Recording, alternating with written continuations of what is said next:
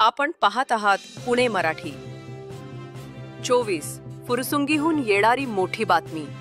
फुरसुंगी परिसरातून आलेल्या या मोठ्या बातमीने संपूर्ण पुणेकरांचे लक्ष वेधून घेतले आहे। घटनेनंतर स्थानिक नागरिकांमध्ये चर्चेचा माहोल आहे।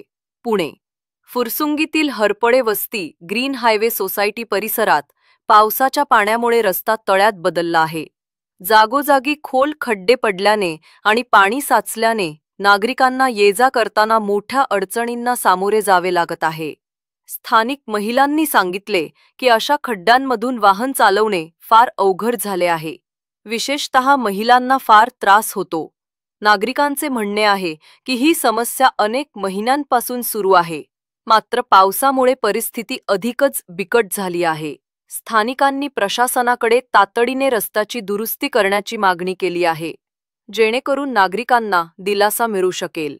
दरम्यान निलेश पवार आणि सूरज गायकवाड यांनी प्रतिकात्मक पद्धतीने रस्त्यावर साचलेल्या पाण्यात बसून प्रशासनाचे लक्ष या समस्येकडे वेधले।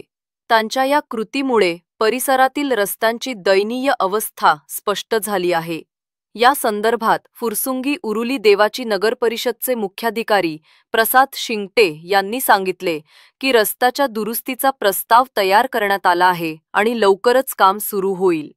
स्थानिक नागरिकांनी आशा व्यक्त केली आहे की नगरपरिषद लवकरच पावले उचलून या समस्येतून दिलासा देईल। रिपोर्ट पुणे मराठी 24 पुणे। अशाच स्थानिक अपडेट्ससाठी जोडलेले रहा पुणे मराठी 24 सोबत। पुण्यातून मराठीचा आवाज।